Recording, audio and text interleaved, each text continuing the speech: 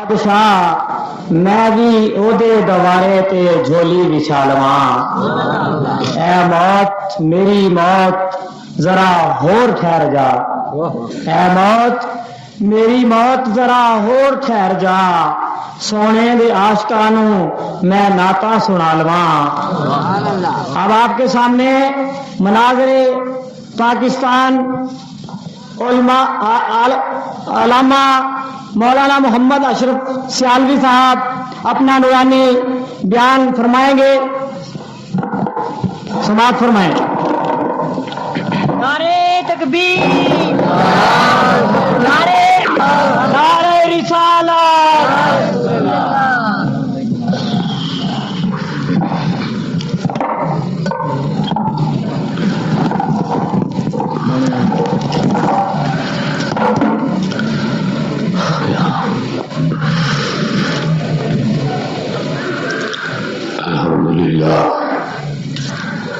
الحمد لله وكفى وسلام على عباده الذين اصطفى،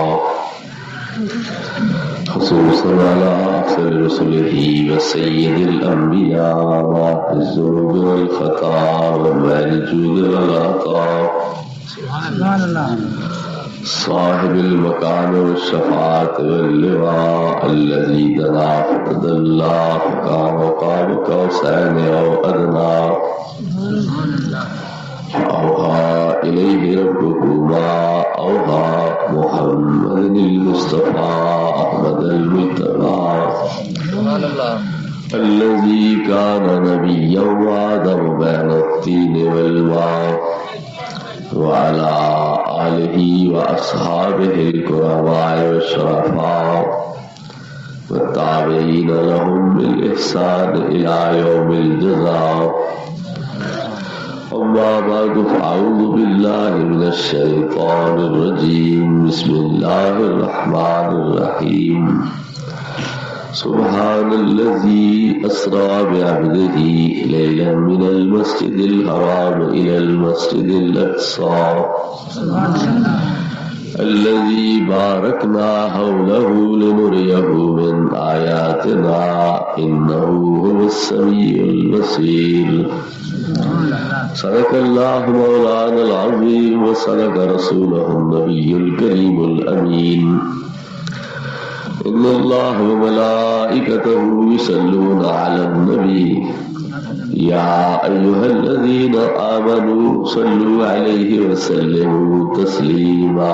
درود پاک سے الصلاة والسلام عليك يا سيدي يا رسول الله، وعلى آلك وصحابك يا سيدي يا حبيب الله، الصلاة والسلام عليك يا رحمة للعالمين، وعلى آلك وصحابك يا شفيع المذنبين، الصلاة والسلام علیکم۔ حضرات علماء کرام، واجب الاحترام بزرگوں اور بھائیوں، یہ تقریب سعید جس میں ہمیں حاضری کا شرف حاصل ہو رہا ہے، معراج مصطفیٰ صلی اللہ علیہ وسلم کے سلسلے میں منعقد کی گئی ہے۔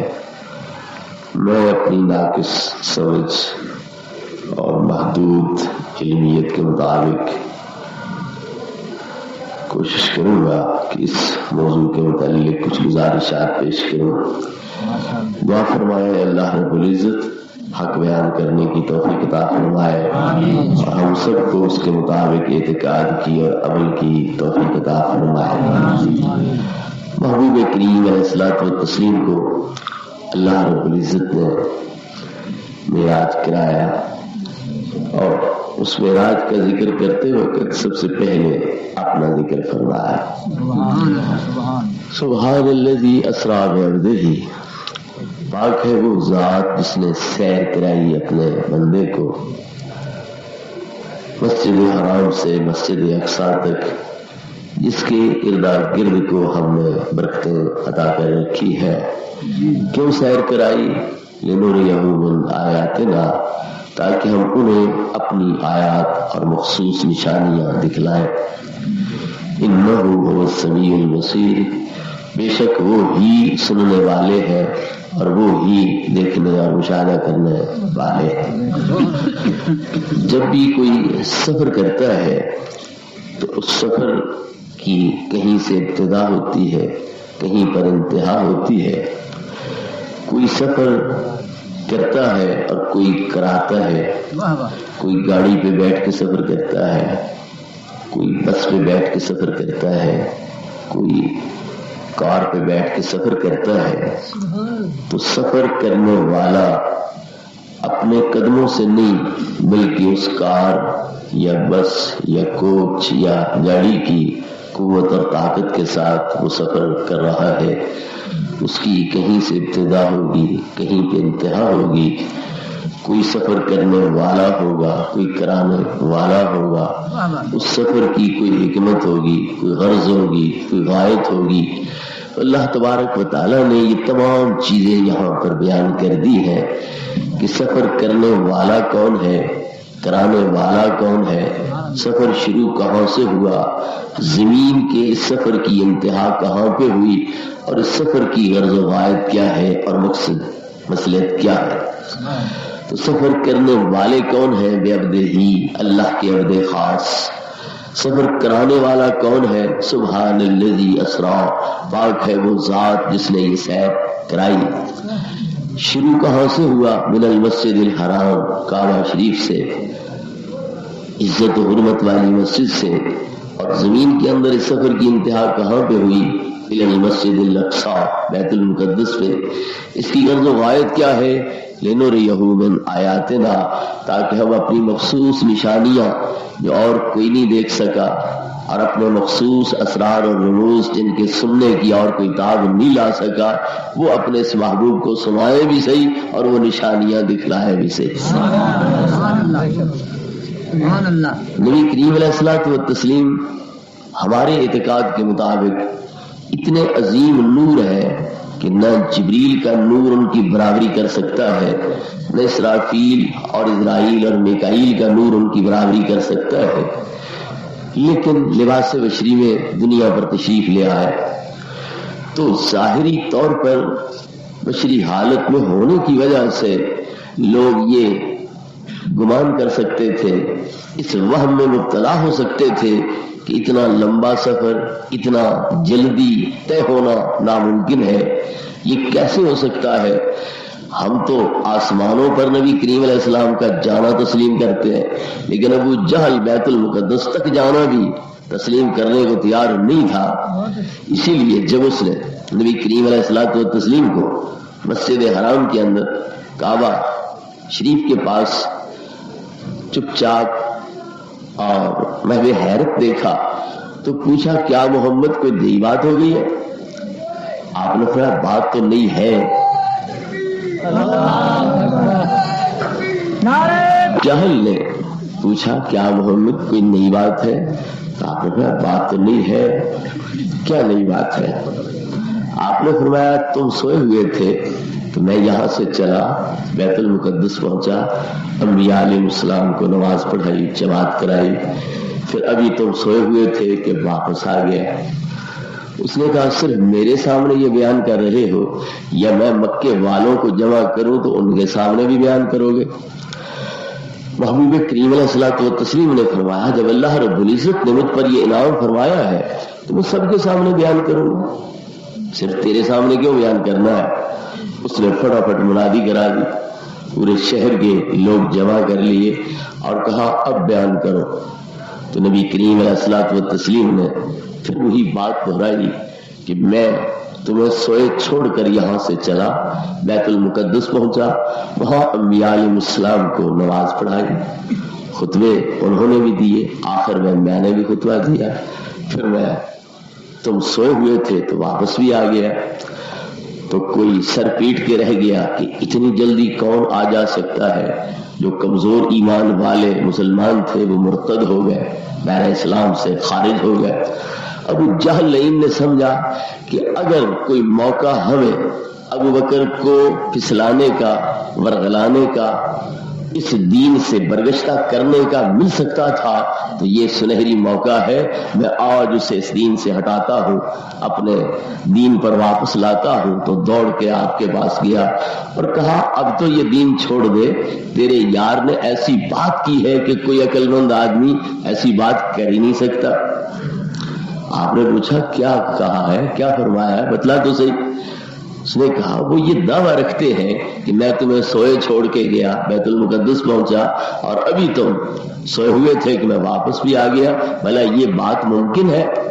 تو حضرت ابوبکر صدیق رضی اللہ عنہ نے کہا کم بخت, تو بیت المقدس کی اور مسجد اقصی کی بات کرتا ہے, اگر میرے آقا فرمائے کہ میں آسمانوں پر جا کے پھر واپس آ گیا تو صدیق تو اسے بھی ماننے کو تیار ہے.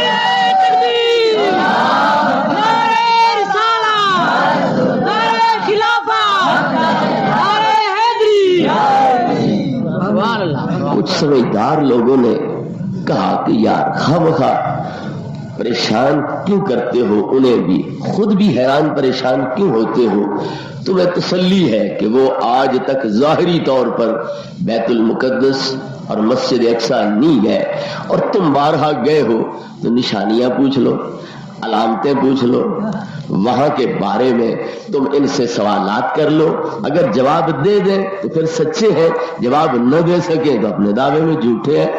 تو خواہ شور شرابہ ڈالنے کی کیا ضرورت, خواہ ان کو پریشان کرنے اور خود حیران ہونے کی کیا ضرورت؟ اب انہوں نے مختلف سوالات شروع کر لیے. اس کے دروازے کتنے ہیں, کھڑکیاں کتنی ہیں, روشندان کتنے ہیں, شتیر کتنے ہیں, بالے کتنے ہیں, یہ کیا چیز ہے, وہ کیسی چیز ہے.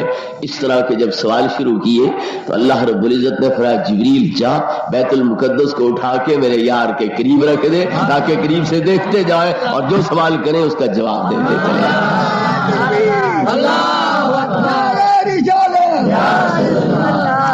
تو محبوب کریم علیہ الصلوۃ والتسلیم فرماتے ہیں کہ بیت المقدس میرے قریب رکھ دیا گیا, درمیانی حجاب پردے ہٹا دیے گئے, وہ میرے بالکل سامنے تھا, اور جو وہ سوال کرتے تھے میں آنکھوں سے دیکھ کر بتلاتا جا رہا تھا.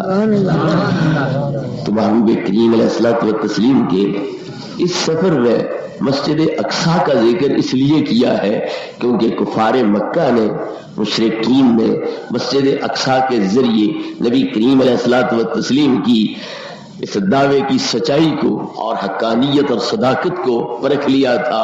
تو اس لیے ان کے سامنے اتنا کچھ بیان کرنا کافی تھا. تو صراحتاً مسجد اقصی تک کا ذکر کیا اور لے نور یہو من آیاتنا کے اندر اشارتاً آسمانوں کی اور عرش اعظم کی سیر اور لا مکان کی سیر کو یہاں پر بیان فرما دیا. جہاں تک اس کی وضاحت اور صراحت کا تعلق ہے تو سورہ نجم کی آیات مبارکہ کے اندر ثم دنا فتدلی فکان قاب قوسین او ادنا فاوحی الی عبدہ ما اوحی, تو ان آیات مقدسہ کے اندر وہ جو آسمانوں اور عرش اور لا مکان کی تفصیلات ہیں ان کو بیان فرما دیا گیا.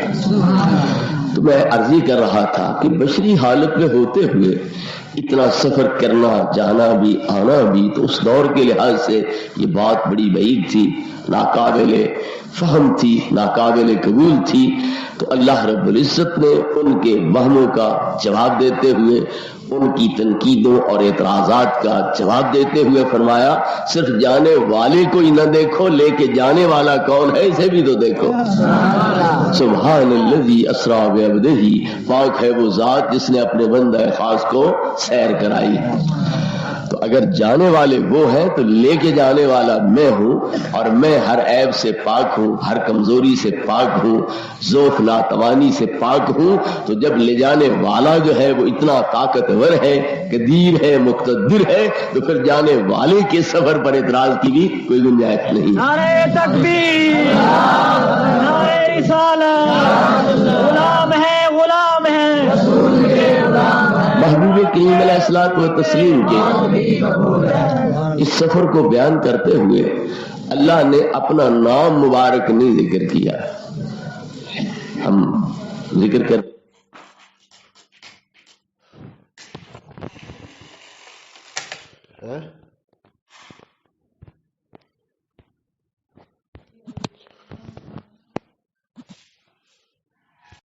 اللہ و بحمدہ سبحان اللہ العظیم. تو سبحان کے بعد اللہ کا لفظ ذکر کرتے ہیں تو یہاں بھی فرمایا جا سکتا تھا سبحان الذی، سبحان اللہ الذی اسرا بعبدہ، پاک ہے وہ اللہ جس نے اپنے بندے کو سیر کرائی. لیکن اللہ نے نام نہیں ذکر کیا، صرف یہ کام ذکر کیا ہے، یہ فعل ذکر کیا ہے. تو اللہ بتلانا یہ چاہتا ہے کہ میرے محبوب کی سیر میرے تعارف اور میری پہچان کے لیے کافی ہے.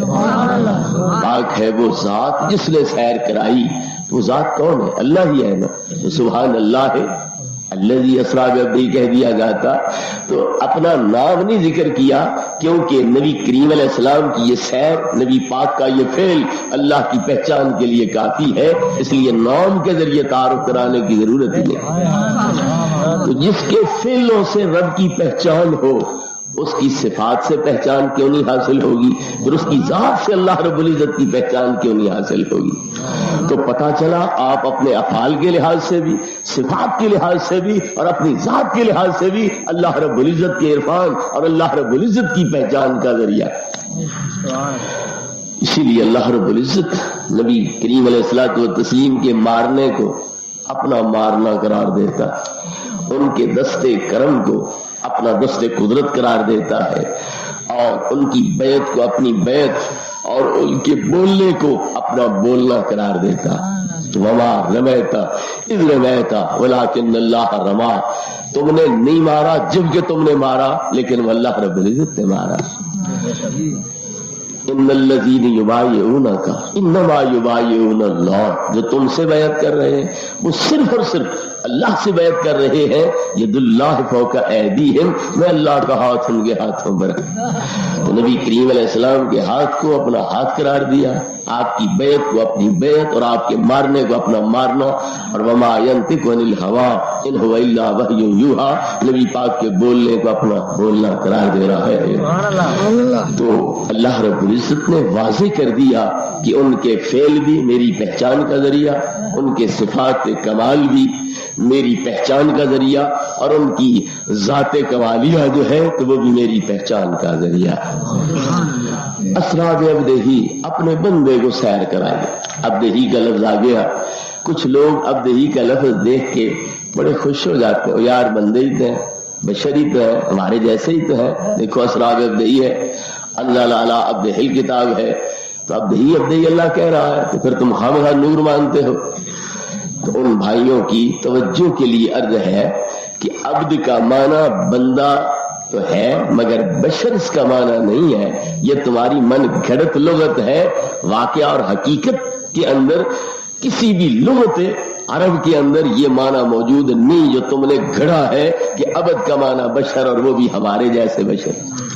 عبد مولا کے مقابل ہوتا ہے. مولا وہ ہے جو دوسروں پر حکم چلائے، اور عبد وہ ہے جو کسی کے زیر حکم ہو، زیر فرمان ہو، اسے عبد کہتے ہیں.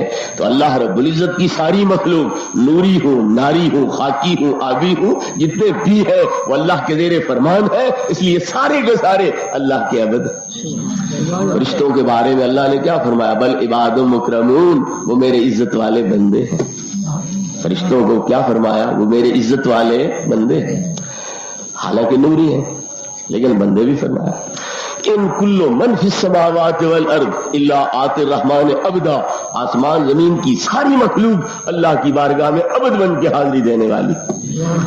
تو آسمان میں بشر رہتے ہیں، آسمان بشروں کا مسکن ہے، وہ تو زمین پہ رہتے ہیں.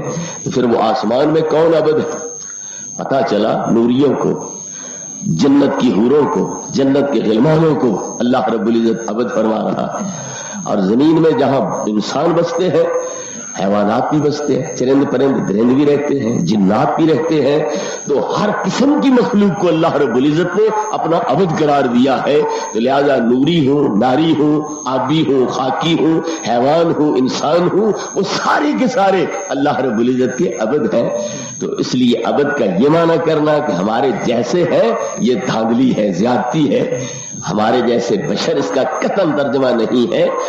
ہاں اتنی بات ضرور ہے، ایک ہے ہم دعویٰ کریں کہ ہم اللہ کے بندے ہیں، لیکن اللہ کا ایک جھوٹا لعنتی کوئی نہیں تو میرا بندہ، تو شیطان کا بندہ ہے۔ ایک یہ ہے شان کہ اللہ آپ کہے یہ میرے عبد ہے، تو نبی کریم علیہ السلام کا اعزاز یہ ہے کہ اللہ رب العزت آپ کہہ رہا ہے کہ وہ میرے عبد خاص ہے۔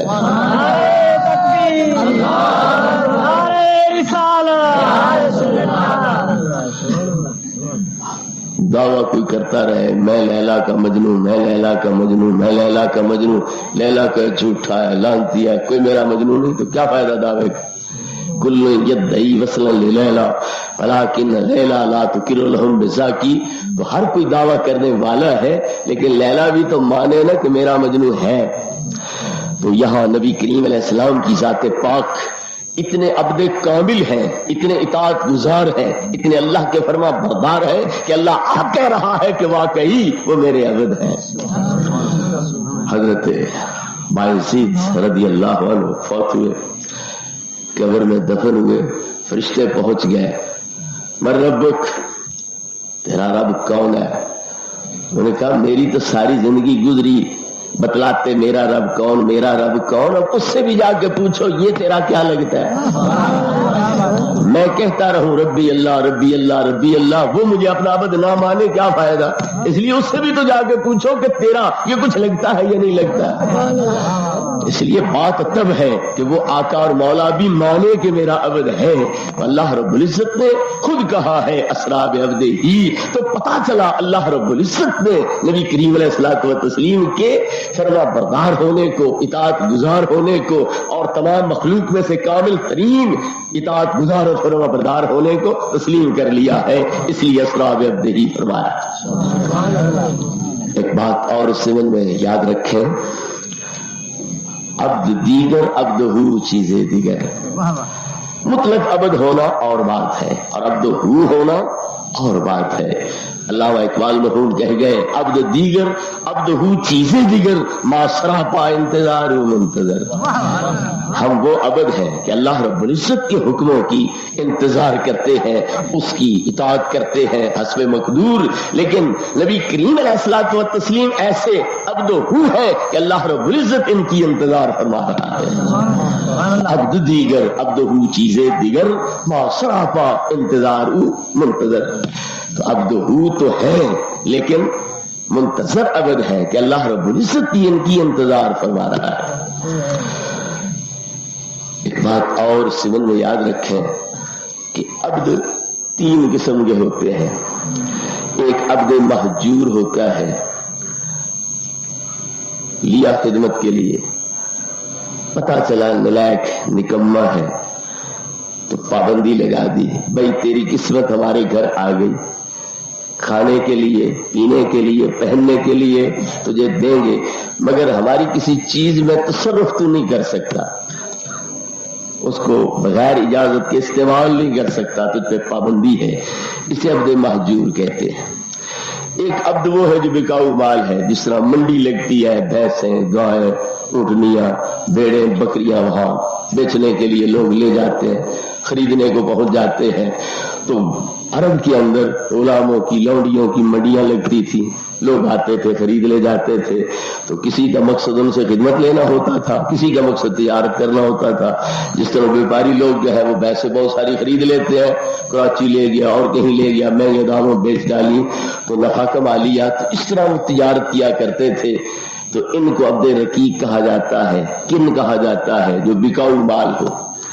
تیسری قسم کے عبد وہ ہے جو عبد معزول ہے تو عبد لیکن صلاحیتیں اعلیٰ ہے، استعدادیں کامل ہیں، بڑا باہنر ہے، سلیقہ شعر ہے، مالک کی نظروں میں اس طرح بھاگ گیا ہے کہ اس نے اپنی ہر چیز اس کے حوالے کر دی، لو میری ساری ملکیت تیرے سپرد ہے، جو تو چاہے اس کے اندر تصرف کر، تجھے چھٹی ہے، اسے عبد معزول کہتے ہیں۔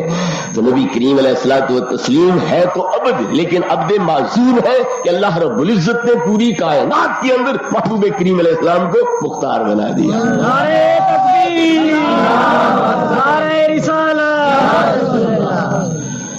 نبی کریم علیہ الصلوۃ والتسلیم جب سر عرش پہنچے تو اللہ رب العزت نے کیا فرمایا؟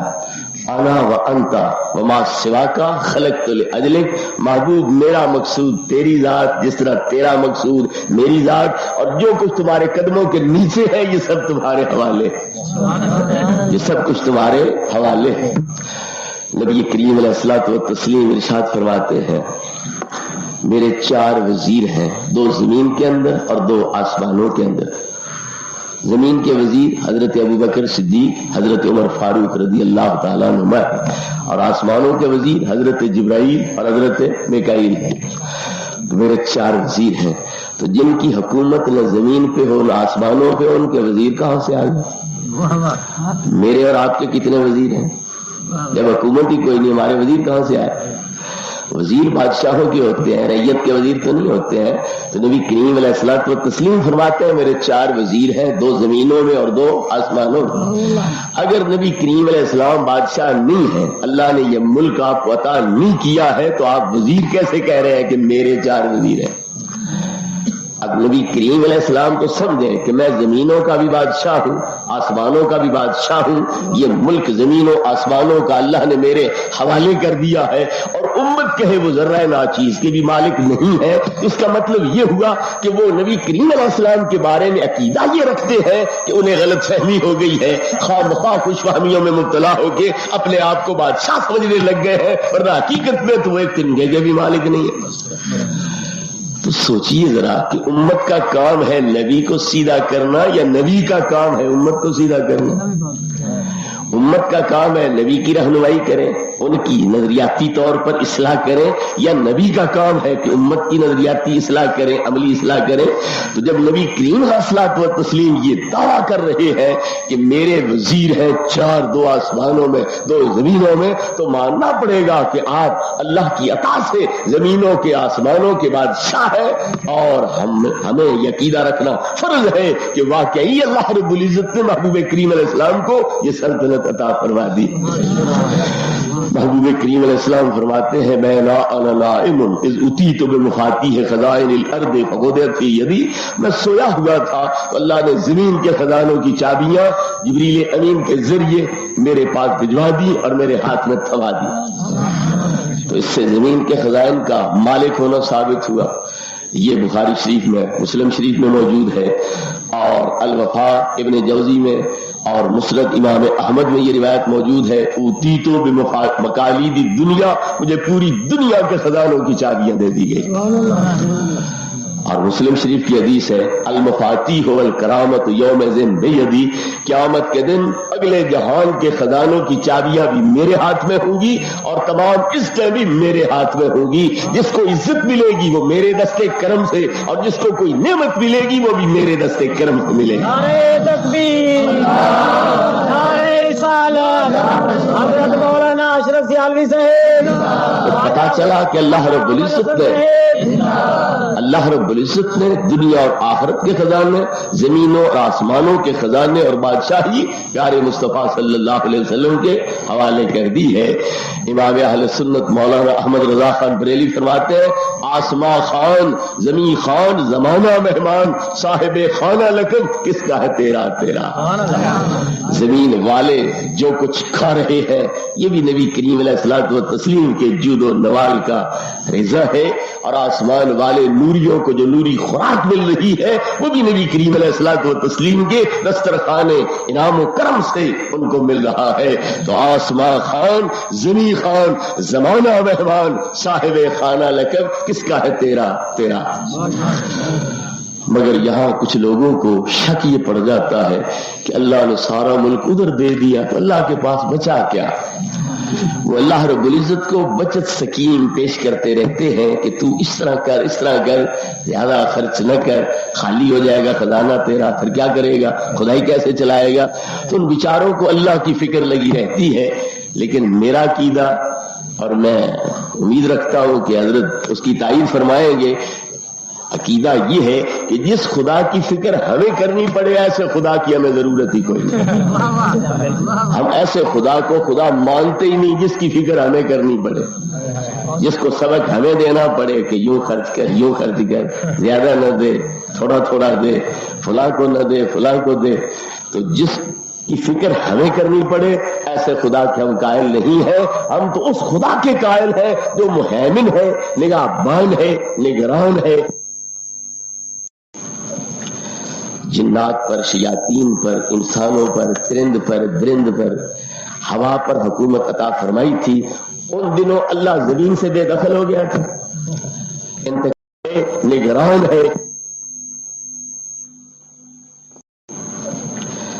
جنات پر، شیاطین پر، انسانوں پر، چرند پر، درند پر، ہوا پر حکومت عطا فرمائی تھی. ان دنوں اللہ زمین سے بے دخل ہو گیا تھا، انتقال اس کے نام سے ٹوٹ گیا تھا، قبضہ اس کا ختم ہو گیا تھا. اگر تو انتقال ٹوٹ گیا، قبضہ ختم ہو گیا، اللہ بے دخل ہو گیا، پھر ٹھیک ہے، اللہ کے لیے کوئی شے بچانی چاہیے، سارا کوئی نبی پاک کے حوالے نہیں کرنا چاہیے. اور اگر سلیمان علیہ السلام کو اتنا ملک دے کر، جس کی مثال بھی بعد میں کسی کے لیے نہیں مل سکتی ہے، اتنا ملک دے کر اللہ کے ہاتھ سے گیا کچھ نہیں، حقیقی حکومت پاور پھر بھی اللہ کے پاس رہی، تو اللہ سلیمان کے آقا کو، انبیاء کے سردار کو زمین و آسمانوں کی ساری حکومت دے دے، پھر بھی اس کے ہاتھ سے کوئی اختیار اور اقتدار جو ہے وہ جاتا نہیں ہے. اس کا اقتدار اسی کے پاس ہے. 4 بادشاہ گزرے ہیں، 2 کافر 2 مومن، جن کی پورے روئے زمین پر حکومت ہوئی. مومن بادشاہ کون؟ حضرت سلیمان علیہ السلام اور حضرت ذوالقرنین. اور کافر بادشاہ نمرود اور شداد، ان کی پورے روئے زمین پر حکومت ہوئی ہے. اگر کافروں کو اس نے روئے زمین پر حکومت دے دی اور اس کا گیا کچھ نہیں، کمی کوئی نہیں آئی اس کے اقتدار اختیار کے اندر، تو پھر نبیوں کے سردار کو اور محبوبوں کے سردار کو اور باعث تخلیق کائنات کو اگر وہ زمین و آسمانوں کی بلکہ دنیا اور آخرت کی حکومت عطا کرتا ہے تو اس کے ہاتھ سے جاتا کچھ نہیں. وجہ کیا ہے کہ اللہ رب العزت کا اقتدار حقیقی ہے، اصلی ہے، اور ان کا اس کی نیابت کے طور پر ہے، خلافت کے طور پر ہے، اس لیے اس کے ہاتھ سے جاتا کچھ نہیں. یہ شریک نہیں بنتے، مد مقابل نہیں بنتے. اس کے نائب صوبے کے اندر گورنر حاکم ہے نہیں، اس کے پاس کوئی اقتدار اختیار ہے یا نہیں. لیکن جب 4 صوبے 4 گورنروں نے سنبھال لیے، صدر کے پاس کیا رہ گیا؟ صدر پھر چھٹی کر گیا، صدر بے اختیار ہو گیا. اگر گورنر صوبے میں با اختیار حاکم بھی ہے، اقتدار اعلیٰ صوبے کے اندر ان کے پاس بھی ہے، لیکن صدر کا اختیار ختم نہیں ہوا، تو اللہ رب العزت تو تمہارے صدر جتنا بھی نہیں ہے کہ وہ گورنروں کو اختیار دے کے صوبے میں. اصل با اختیار وہ ہے، اصل پاور طاقت اس کے پاس ہے. تو اللہ رب العزت تمہارے صدر سے بھی کیا گزرا ہے کہ وہ اگر کسی کو زمین یا آسمان کی حکومت دے دے تو اللہ رب العزت کے ہاتھ سے عرضہ نکل جائے. میں پوچھتا ہوں، ملک الموت کو اللہ نے مارنے کی طاقت دی ہے یا نہیں؟ قل یتوفاکم ملک الموت الذی وکل بکم، تمہیں فوت کون کرتا ہے؟ وہ ملک الموت جو تم پر مسلط کیا گیا.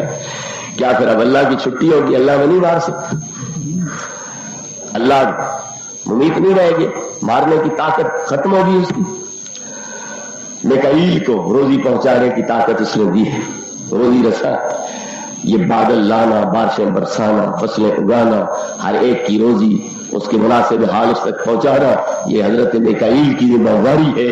تو اللہ رب العزت اس کو خوراک کی اور جو رزق کی ذمہ داری ہے وہ سونپ کر خود فارغ ہو گیا ہے، اب وہ رزاق نہیں رہ گیا. کیا حضرت اسرافیل کو سور پھونک کر سب زندہ کو مارنے کی طاقت اللہ نے دی کہ نہیں؟ پہلی مرتبہ وہ سور پھونکیں گے تو جتنے جاندار ہوئے زمین پر ہوں گے سارے مر جائیں گے. 40 سال کے بعد دوبارہ سور پھونکیں گے تو اگلے مرے ہوئے بھی اور پچھلے جو ان کے سور پھونکنے سے مریں گے وہ سارے کے سارے یکدم کھڑے ہو جائیں گے، زندہ ہو جائیں گے. تو پھر صرف ایک پھونک سے سب زندہ کو مار دینا اور دوسرے پھونک سے اگلے پچھلے سب مرے ہوئے کو زندہ کر دینا، یہ طاقت اللہ اسے دے کے خود فارغ ہو گیا. خود مار نہیں سکتا، زندہ نہیں کر سکتا.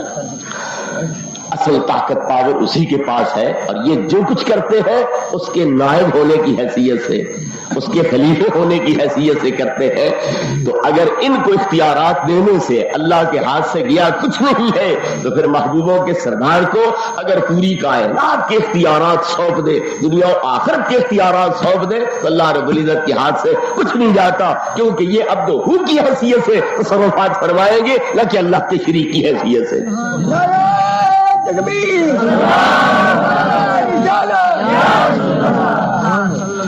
اللہ کے محترم، تو اسرا بیدہی کہہ کر اللہ رب العزت نے نبی کریم علیہ السلام کی ایک یہ شان اجاگر کر دی کہ وہ میرے عبد معزون ہے، اس لیے میں نے ان کو سیر کرائی تاکہ میں دکھلاؤں انہیں کہ میری حکومت کہاں کہاں تک ہے، اور پھر تجھے تصرف کا اختیار کہاں کہاں تک ہے۔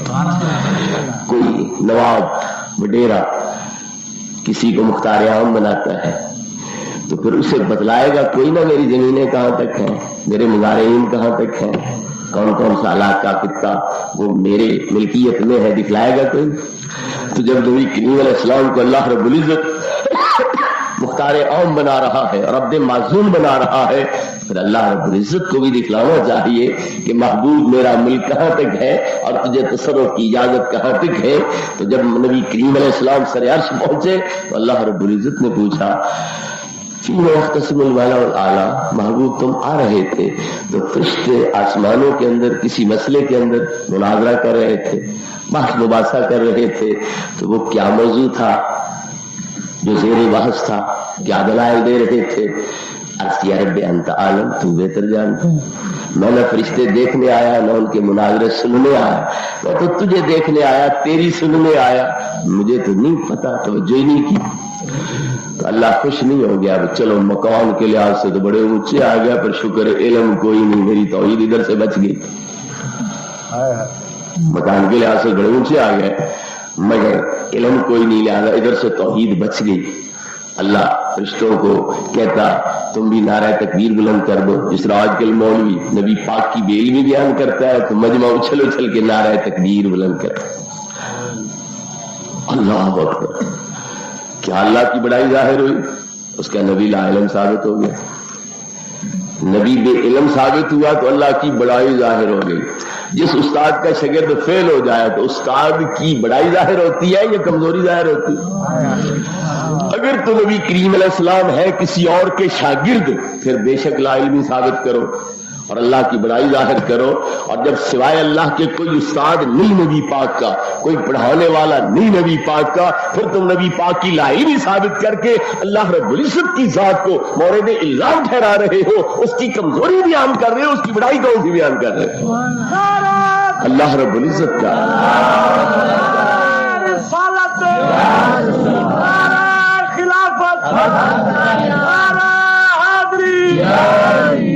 اللہ رب العزت کا دعویٰ ہے علمہ کما لم تکن تعلم وکان فضل اللہ علیک عظیما، معبود جو کچھ بھی تم نہیں جانتے تھے میں نے تمہیں جتلا دیا، اور اتنا عظیم وسیع علم کیوں دیا کہ تم پر جتنا اللہ کا فضل ہے اتنا فضل کسی پر ہے ہی نہیں، اس لیے جتنا علم تمہیں عطا کیا اتنا علم کسی کو عطا ہی نہیں کیا۔ اللہ ناز کر رہا ہے، احسان جتلا رہا ہے کہ ہم نے تمہیں اتنا عظیم علم عطا کیا ہے کیونکہ تم پر میرا فضل عظیم ہے، اس لیے تمہارا علم بھی علم عظیم ہے، کوئی تمہارے علم کی برابری نہیں کر سکتا۔ اور تمہیں علم نشرح لک صدرک، کیا ہم نے نہیں آپ کا سینہ کھول دیا؟ کوئی اپنا سینہ کھولتا ہے اپنے مجاہدوں سے، اپنی ریاضتوں سے، اپنی محنتوں سے، شب بیداریوں کے ذریعے، ذکروں کے ذریعے، کوئی جہر کے ذریعے، کوئی حبس دم کے ذریعے، کوئی کسی طرح اپنا سینہ کھولتا ہے، اس میں پھر کائنات سمٹتی ہے، خالق کائنات کے جلوے سے सीने और दिल में नजर आते हैं तो वो कायनात भी और कायनात का खालिक भी अपने दिल में देख लेता है। जिस तरह हज़रत सुल्तान आरिफीन सुल्तान बाहू फरमाते हैं, दिल दरिया समुद्रों डूखे कौन दिलांगी जाने, विच्चे बेड़े विच्चे छेड़े विच्चे वज मुहाड़े 14 तबक वांग तबूदे दिल मेरे विच ताड़े। तो एक वली अपनी मेहनत से, मुशक्कत से, रियाजत से, मुजाहदों से, शब्बेदारियों से, जिक्र अज़कार से, वज़ाइफ और औराद से अपने सीने को वसी करता है। और इनसे पहले के बुजुर्गों का दावा हजरत शेख मुहिउद्दीन इब्न अरबी का, हजरत बायज़ी बुस्तामी का है, लौ अन्नल अर्शा वमा हवाहु मियाता अल्फे अल्फे मर्रतिन उनके यक्षी ज़ावियतुन मिन ज़वाया कल्बिल आरिफ़े मा अहस्सा बिही व कैफ़ युहिस्सु बिल हादिसे मवासिल कदीम। अगर अर्श से लेकर तहत सरा तक जितनी कायनात है, ऐसी 10 करोड़ कायनातें हों, सिर्फ एक कायनात नहीं, एक जहान नहीं, ऐसे 10 करोड़ जहान हूं और वो आरिफ के दिल के गोशों में से किसी एक गोशे में रख दिए जाए, उसे कोई हुजुम कोई वजन मालूम ही नहीं होगा। विसाख में गंदम काश्तकार घर लाता है तो उसके कमरे भर जाते हैं, कोठे भर जाते हैं, अंदर सोने बैठने की जगह नहीं मिलती। तो बाग के अंदर कपास घर ले आता है तो घर भर जाते हैं, अंदर जगह बैठने लेटने की नहीं रह जाती। तो पता चलता है कुछ है आई है, गंदम आई है, चने आए हैं, कपास आई है, घर भरे गए हैं, नजर आ रहा है। लेकिन वली के दिल की वुसअत कितनी है कि ऐसे 10 करोड़ जहान हूं और पूरे दिल में नहीं, आरिफ के दिल के गोशों में से किसी गोशे में रख दो तो हुजम वजन मालूम ही कोई नहीं होगा, पता ही नहीं चलेगा वो गए कहां। क्यों? ये मखलूक है, ये हादिस है, ये महदूद है, ये मुतनाही है। और अल्लाह रब्बुल इज्जत की जात करीम भी है, ला महदूद और ला मुतनाही भी है। तो जब बंदा मोमिन और वली कामिल के दिल में अल्लाह रब्बुल इज्जत की जात जो गैर महदूद और गैर मुतनाही है, उसके सिवाने की गुंजाइश है तो मखलूक बिचारी की हैसियत ही क्या। अर्दो समा कहा तेरी वुसअत को पा सके, मेरा ही दिल है वो कि जहां तू सिवा सके। तो जहां अल्लाह की जात सिवा सकती है वहां मखलूक बिचारी की हैसियत क्या होगी। तो अगर वलियों के दिल की हालत ये है जिन्होंने अपनी मेहनत से अपने सीने अपने दिल को कुशादा किया, तो फिर जिनके दिल को अल्लाह खोल रहा है, जिनके सीने को अल्लाह कुशादा कर रहा है और बतौर ihसान बतला रहा है, अलम नशरह लका सदरक, महबूब इकरार करो ना, मानो ना कि वाकई अल्लाह रब्बुल इज्जत ने मेरे सीने को खोल दिया है, कुशादा कर दिया है। तो फिर अल्लाह कदीर और मुक्तदिर जिनके सीने को मोहब्बत से प्यार से महबूबियत की शान को मलहूज रखते हुए वसी कर रहा हो, उस महबूब के सीने की वसअत का अंदाजा क्या होगा। इसलिए उलमाए किराम सैयदी मुर्शदी इसीलिए उलमाए किराम फरमाते हैं, मुफस्सिरीन फरमाते हैं, अलम नशरह लका सदरक का माना क्या है, अलम नुफस्सिह सदरक का हत्ता हवा आलम गैब व शहादा, हमने आपका सीना इतना खोल दिया है कि गैब का जहान भी उसके अंदर है और शहादत का जहान भी उसके अंदर है। अल्लाह ने अपनी 2 सिफतें बयान की है, आलिमुल गैब व शहादा, मैं गैब का भी जानने वाला हूं और शहादत का भी। जो तुम्हारे सामने है वो शहादत है, जो तुमसे ओझल है वो गैब है। तो अल्लाह ने फरमाया मैं दोनों चीजों को जानने वाला हूं, जो कुछ तुम्हारे सामने उसे भी और जो कुछ तुमसे गैब ओझल उसे भी। ये दोनों शान बयान की और नबी करीम अलैहिस्सलाम की इस शान शरह सद्र वाली को बयान करते हुए उलमाए किराम ने, हमारे असलाफ ने, अइम्मा किराम ने क्या बयान किया कि अल्लाह ने नबी पाक का सीना इतना खोल दिया है कि गैब का जहान भी उसमें सिमटा हुआ है और शहादत का जहान भी उसमें सिमटा हुआ है। तो मतलब ये निकला कि शरह सद्र के जरिए अल्लाह रब्बुल इज्जत ने गैब और शहादत के दोनों जहानों का नबी करीम अलैहिस्सलाम को आलम बना दिया। तो हज़रत मोहतरम अल्लाह रब्बुल इज्जत ही नबी पाक का पढ़ाने वाला है, उस्ताद है, और फिर बड़े प्यार से पढ़ाता है, बड़े खुलूस से पढ़ाता है। اور کبھی کبھی تنہائیوں میں بلا کے پڑھاتا ہے اور وہاں بٹھا کے پڑھاتا ہے جہاں کی ہوا بھی جبریل جیسے فرشتے کو نہیں پہنچتی. اوہا الی عبدہ ما اوہا، لامکان کی بلندیوں پہ بلا کے، محبوبیت کی مسند پہ بٹھا کے، جہاں جبریل کھڑے تھے وہاں سے 7 کروڑ 2000 سال کی مسافت پر آگے بلا کر وہاں اللہ پڑھا رہا ہے. یار 70,000 حجابات عظمت ہے، جن میں سے ہر حجاب اتنا دوسرے سے دور ہے جتنا آسمان زمین سے دور ہے. اور آسمان پہلے کی چھت زمین سے 1000 سال کی راہ پر، دوسرے کی چھت پہلے سے 1000 سال کی راہ پر، تو 7000 سال کی مسافت یہ بنتی ہے. لیکن جبریل تو سدرا پر رک گئے نا، سدرا چھٹے آسمان سے شروع ہوتی ہے، تو وہ تو چھٹے تک ساتھ گئے، آگے 7واں ہے، پھر عرش اعظم ہے. 2000 سال کی مسافت کم از کم یہ کر لو، 70,000 حجاب آگے ہے، تو 70,000 ضرب 1000 کر لو تو میرے خیال میں 7 کروڑ سال یہ بنتا ہے. تو جبریل جہاں پہ کھڑے ہیں وہاں سے آگے محبوب کریم علیہ الصلوۃ والتسلیم 7 کروڑ 2000 سال کی، میل کلومیٹر نہیں، 7 کروڑ 2000 سال کی مسافت پر آگے تشریف لے گئے. اللہ کے حریم ناز میں مسند محبوبیت پہ بیٹھے ہیں اور وہاں اللہ پڑھا رہا ہے اور محبوب پاک پڑھ رہے ہیں. فاوحا الی عبدہ ما اوحا، جو بھی اپنے یار کو سکھلانا تھا بتلانا تھا وہ اللہ نے بتلا دیا، سکھلا دیا. امام اہل سنت پکار اٹھے، غنچے ما اوحا کے جو چٹکے دلا کے باغ میں بلبلے سدرا تو ان کی بو سے بھی محرم نہیں. جہاں جبریل نہیں کہہ سکتا دینے والے نے دیا کیا اور لینے والے نے لیا کیا، وہاں تو میں کیا کہہ سکتے. لوگ ترازو لے کے دوڑے ہوئے ہیں، تولے کتنا دیا ہے، پیمانے لے کے دوڑے ہوئے ہیں، ناپے کتنا دیا ہے، وہ تیرے پیمانے ناقص، تو ناقص. یہاں جبریل کو کوئی پتہ نہیں چل سکتا کہ اللہ نے دیا کیا ہے اور محبوب نے لیا کیا ہے. تو کیا تولے گا اور تو کیا ناپے گا.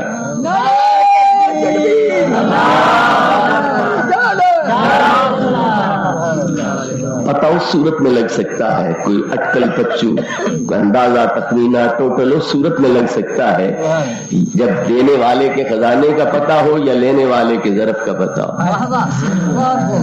تب اندازہ ہو سکتا ہے کہ دینے والے نے کتنا دیا ہوگا، اس کے پاس کلی ہے جو اتنا، اس سے زیادہ کب دے سکتا ہے. آج کل لوگ چنے کاشت کر رہے ہیں تو اپنے عزیزوں سے مہربانوں سے مانگ تانگ کے غریب لوگ جو ہے وہ کاشت کریں گے، تو کسی کے ہاں اگر 10 بوری پڑی ہے تو کوئی دیا ہے پیارا عزیز تو وہ مانگتا ہے تو وہ ساری تو نہیں دے سکتا، اپنے لیے بھی رکھے گا، 1 بوری دے دے گا، 2 دے دے گا. اگر 100 پڑی ہے تو وہ 10 دے گا، 20 دے دے گا، اپنے لیے بھی تو کچھ رکھے گا. تو یا تو اندازہ تب لگ سکتا ہے جب دینے والے کا خزانہ پتہ ہو اس میں کیا کچھ ہے، یا لینے والے کا ظرف پتہ ہو، ایک گٹو لے گیا، 1 بوری لے گیا، زیادہ سے زیادہ گٹو بھروا کے لائے گا، بوری بھروا کے لائے گا. تو جب نہ دینے والے کے خزانوں کا اندازہ ہو نہ لینے والے کے ظرف کی وسعت کا پتہ ہو تو ٹوٹل کیا لگ سکتے ہیں، اندازے کیا کیے جا سکتے ہیں کہ اس نے دیا کیا ہوگا، انہوں نے لیا کیا ہوگا. تو غنچے ما اوحا کے جو چٹکے دلا کے باغ میں بلبلے سے رات ان کی بو سے بھی محرم نہیں. میں بات کیا عرض کرنے لگا تھا کہ اللہ رب العزت نے عرش پہ محبوب کریم علیہ السلام کو پہنچا کے پوچھا فرشتے کس چیز میں جھگڑ رہے. اللہ نے کیا فرمایا، فرشتے کس چیز میں جھگڑ رہے ہیں، کس مسئلے میں مناظرہ کر رہے ہیں. نبی کریم علیہ السلام نے کیا عرض کیا، رب انت عالم، تو بہتر جان. میں تو نہ ان کی سننے آیا نہ انہیں دیکھنے آیا، تیری سننے آیا، تجھے دیکھنے آیا، مجھے تو نہیں پتا. اللہ رب العزت نے اس پر خوشی نہیں منائی کہ چلو میرا محبوب بے علم ہے، بے خبر ہے، میری توحید بچ گئی، علمی امتیاز بچ گیا. بلکہ اللہ رب العزت نے اپنا دست کرم محبوب کریم علیہ السلام کے 2 کندھوں کے درمیان رکھ کے آپ کے سینے کو علموں کا سمندر بنا دیا. نبی کریم علیہ السلام فرماتے ہیں فوضع کفہ بین کفیہ فوجدت برد اناملہ بین صدیہ فعلمت ما فی السماوات وما فی الارض. اللہ نے اپنا دست کرم میرے 2 کندھوں کے درمیان رکھا، میرے سینے میں ٹھنڈ پڑ گئی، اور جو کچھ آسمانوں میں تھا میں نے وہ بھی جان لیا، اور جو کچھ زمینوں میں تھا میں نے وہ بھی جان لیا. اسی مضمون کی دوسری روایت ترمذی شریف میں ہے کہ فتجلی لی کل شین وعرفت، ہر چیز مجھ پہ روشن بھی ہو گئی اور میں نے ہر چیز کو پہچان بھی لیا. ہر چیز مجھ پہ روشن بھی ہو گئی اور میں نے ہر چیز کو پہچان بھی لیا. آپ حضرات مجھے نظر آ رہے ہو لیکن میں پہچان بھی رہا ہوں. کیا میں پہچان رہا؟ مجھ سے کوئی پوچھے بھی ان کا اسم شریف کیا ہے میں بتلا سکتا، ان کی ولدیت کیا ہے میں بتلا سکتا، سکونت کہاں ہے میں بتلا سکتا، پیشہ کیا ہے میں بتلا سکتا. پھر تعارف تو کوئی نہیں ہوگا نا. تم کسی آدمی کا پنجہ ہاتھ میں لے کر پوچھتے ہو جناب کی تعریف کیا ہے؟ پنجہ ہاتھ میں لیا ہوا ہے، آمنے سامنے کھڑے اور پوچھتے ہو جناب کی تعریف کیا ہے. پتا چلا نظر آنا اور بات ہے، پہچاننا اور بات ہے. اگر نبی کریم علیہ السلام نے ہر چیز کو پہلی مرتبہ دیکھا تھا تو پہچان کیسے ہو گئی؟ توجہ ہے کہ کوئی نہ؟ افسوس تو یہی ہے نا کہ ہماری قوم نے کبھی ذہن میں باتیں رکھی نہیں، نہ ذہن کو اتنی تکلیف دیتے ہیں کہ ذرا گہرائی میں جا کے سوچیں کچھ. تو اگر پہلی مرتبہ ہر چیز سامنے آ رہی تھی تو پہچان کیسے ہو گئی؟ پتا چلا پہلے کی ہر چیز دیکھی بالی ہے، کیونکہ پہلے سب سے اللہ نے آپ کا نور پیدا کیا. اس نور پاک کے سامنے ہر چیز پیدا کرتا رہا. عرش بھی، کرسی بھی، لوح بھی، قلم بھی، جنت بھی، دوزخ بھی، فرشتے بھی، جن بھی، انسان بھی، یہ ہر چیز اس نور پاک کے سامنے پیدا ہوتی رہی. تو چونکہ آج پھر اسی جگہ پہ پہنچے اور اللہ رب العزت نے نبی کریم علیہ السلام کی نگاہ نبوت کو وسیع کر دیا تو ہر چیز پہلے کی دیکھی بھالی تھی اب دوبارہ پھر نظروں کے سامنے آ گئی تو پکار اٹھے فتجلی لی کل شین وعرفت، ہر چیز مجھ پہ روشن بھی ہو گئی، میں نے ہر چیز کو پہچان بھی لیا. حضرات محترم، نبی کریم علیہ السلام نے اس مقام پر آیت کا حوالہ ساتھ دیا. حالانکہ آپ کا فرمان کافی تھا مگر آپ نے آیت ساتھ پڑھی، ثم اطلع وَكَذَلِكَ نُرِي إِبْرَاهِيمَ مَلَكُوتَ السَّمَاوَاتِ وَالْأَرْضِ وَلِيَكُونَ مِنَ الْمُوقِنِينَ کہ ہر چیز کا مجھے علم آ گیا، زمین کی چیزیں تھیں یا آسمان کی، ہر چیز مجھ پہ روشن ہوگی، میں نے ہر چیز کو جان لیا. دلیل کیا ہے؟ اس کا کوئی اور حوالہ، کوئی نظیر، کوئی مثال بھی ہے؟ ہاں، ابراہیم علیہ السلام ہے خلیل اللہ، میں ہوں حبیب اللہ. اگر خلیل اللہ کو ملک آسمان ملک زمین کا اللہ نے مشاہدہ کرایا تو پھر میں حبیب ہوں، میرا علم ان سے بھی بڑھایا. مجھے صرف ملک نہیں دکھلایا بلکہ زمین کے ملک کی بھی ہر چیز دکھلا دی ہے اور آسمان کے ملک کی بھی ہر چیز مجھے دکھلا دی. یہ آیت آپ نے پڑھی ساتھ، کیونکہ کچھ مولوی ہیں وہ کہتے ہیں حدیثیں ضعیف بھی ہوتی رہتی ہیں، موضوع بھی ہوتی رہتی ہے. یہ نہیں کہیں گے یہ ضعیف ہے، موضوع ہے، لیکن وسوسہ ڈالنے کے لیے جس طرح شیطان ناری وہ وسوسے ڈالتا ہے، کچھ انسان بھی وسوسے ڈالتے ہیں. یوسوس فی صدور الناس من الجنۃ والناس، تو دونوں طرح کے وسواس ہوتے ہیں انسانوں میں بھی شیطانوں میں بھی. تو اس وسوسے کو دور کرنے کے لیے نبی کریم علیہ الصلوۃ والتسلیم نے آیت کا حوالہ دے دیا کہ میرے غلاموں اگر ان حدیثوں کے اوپر کوئی بحث کرنے لگے، تنقید اور اعتراض کرنے لگے، ان میں کوئی کمزوری ثابت کرنے لگے تو تم ابراہیم خلیل علیہ السلام والی وہ آیت پڑھ دینا کہ وہ خلیل ہے، یہ حبیب ہے. اگر خلیل کے لیے اللہ نے آسمان زمین کی بادشاہی کا مشاہدہ وہ روا رکھا اور ان کو مشاہدہ کرا دیا تو پھر حبیب کا مقام علم میں اور اونچا ہونا چاہیے. تو پھر صرف ملک نہیں دکھلایا، اس ملک کی ہر چیز دکھلا دی. نعرہ تکبیر، نعرہ رسالت، نعرہ خلافت، سیدی مرشدی. سبحان اللہ.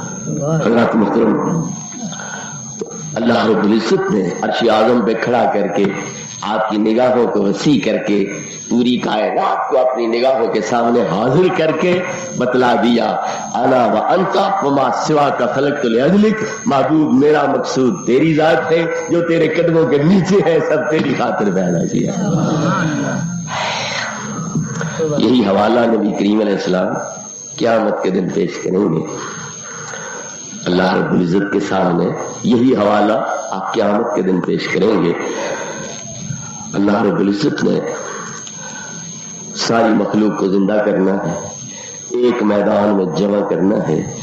اس میں صرف انسان نہیں ہوں گے، انسان بھی، جن بھی، فرشتے بھی حاضر ہوں گے اور یہ گائے بھینسیں بھیڑیں بکریاں اور پرند چرند درند وغیرہ جتنی مخلوق ہے ساری کی ساری اس میدان میں جمع ہوگی. تو اللہ رب العزت اس دن کو لمبا فرما دے گا. 50,000 سال تک وہ دن لمبا ہوگا. کچھ کافروں کے لیے اتنا لمبا ہوگا, کچھ کافروں کے لیے 1000 سال کے برابر ہوگا. جب صحابہ نے یہ سنا نا کہ 1000 سال یا 50,000 سال کا دن ہوگا تو کانپ اٹھے, لرز گئے. یا رسول اللہ اتنا لمبا دن ہوگا؟ پھر سورج سوینے دیتے, اتنی تپش ہوگی, زمین تپ کے تانبے کی طرح, لوگ پسینے میں غرق, تو ہمارا کیا حال ہوگا؟ اتنا عرصہ ہمیں ٹھہرنا پڑا اتنی گرمی میں, ہمارا کیا حال ہوگا؟ تو فکر نہ کرو, تم پر 4 رکعت کی دیر میں گزر جائے گا. اتنا لمبا دن جو کئی کافروں کے لیے 50,000 سال کا, جو سخت کافر کٹے کافر ہوں گے اور جو نرم کافر ہوں گے تو ان کے لیے 1000 سال کے برابر. تو صحابہ نے جب پریشانی ظاہر کی تو نبی کریم علیہ السلام نے تسلی دی اور فرمایا گھبراؤ نہیں, تم پر 4 رکعت کی دیر میں گزر جائے گا. اس سے پتا چلا کہ زمانے کی لگامیں اللہ کے ہاتھ میں ہے, چاہے تو وسیع کر دے چاہے تو سکیڑ دے. کسی کے حق میں اتنا سکیڑے کہ وہ 4 رکعت کی دیر 5 منٹ میں گزر جائے, کسی کے لیے اتنا پھیلا دے کہ وہ 50,000 سال کا ہو جائے. یہ اللہ رب العزت کے اختیار میں ہے. اسے کیا کہتے ہیں؟ طی زمان اور بسط زمان, کہ کسی کے لیے سکیڑ دیا گیا, کسی کے لیے پھیلا دیا گیا. حضرت عزیر علیہ السلام بیت المقدس کی اجڑی ہوئی بستی میں سیر کرنے لگے. کبھی اس کا وہ دور بھی دیکھا تھا جب آباد تھی, بنو اسرائیل وہاں رہتے تھے, کاروبار کرتے تھے, مسجدیں آباد تھی, بازار آباد تھے, گھر آباد تھے. وقت نصر نے حملہ کیا, تہس نہس کر دیا, مکان گر گئے سارے, وہ قتل ہو گئے یا قیدی بنا لیے گئے, ساتھ لے کے چلا گیا. کوئی بھاگ گئے دور دراز ملکوں میں جا کے پناہ لی. آپ پھر رہے ہیں اس بستی میں, وہ آباد زمانہ بھی یاد آیا. اب اس کی چھتیں نیچے, دیواریں اوپر گری ہوئی, یہ بربادی کا منظر بھی سامنے آیا. تو حسرت سے کہا اللہ یحیی ھذہ اللہ بعد موتھا, اس کی تباہی اور بربادی کے بعد اللہ کب اسے دوبارہ پھر آباد فرمائے گا اور میری قوم یہاں پر آئے گی. تو اب اللہ رب العزت کو یہ بھی منظور نہ ہوا کہ میرا پیغمبر یہ حسرت دل میں لیے دنیا سے کوچ کر جائے. اور ابھی بڑا عرصہ رہتا تھا, ان کی واپسی میں شہر کی آبادی میں 1 صدی پوری گزرنی تھی, تب جا کر اس شہر نصاب کا حالت کے مطابق آباد ہونا تھا, اس میں چہل پہل ہونی تھی. تو پھر یا اللہ ان کی عمر لمبی کرتا, تو عمر لمبی کرتا تو بھی 100 سال انتظار کرنا پڑتا. یہ بھی تو ان کے لیے بڑا پریشان کن مرحلہ تھا. اور پھر اللہ کا وعدہ یہ ہے کہ ایک لمحہ آگے پیچھے نہیں ہو سکتا, جو وقت موت کا مقرر ہے اسی میں موت آ جانی ہے. اس کی خلاف ورزی بھی لازم آتی تھی, تو لہذا کیا کیا, پیغمبر کو سلا دیا, لوگوں پہ 1 صدی گزار دی اور جگایا اس وقت جب شہر آباد ہو چکا تھا. پیغمبر کھا پی کے پھل وغیرہ جوس پی کے لیٹ گئے, کیلولا کر رہے ہیں, دوپہر کی نیند درخت کی چھاؤں کے نیچے کر رہے ہیں. جاگے تو اللہ نے پوچھا کب لبثتا, عزیر کتنا عرصہ ٹھہرے ہو؟ یومن عباد یوم, 1 دن, بلکہ اس کا بھی ایک حصہ, دن کا تھوڑا سا حصہ. کیوں لیٹا تھا تو دن یہاں تھا, اٹھا ہو تو یہاں ہے, تو دن پورا بھی نہیں گزرا, تھوڑا سا حصہ گزرا. اللہ نے فرمایا بل لبثت 100 عام, 100 سال گزر چکے, 100 سال گزر چکے.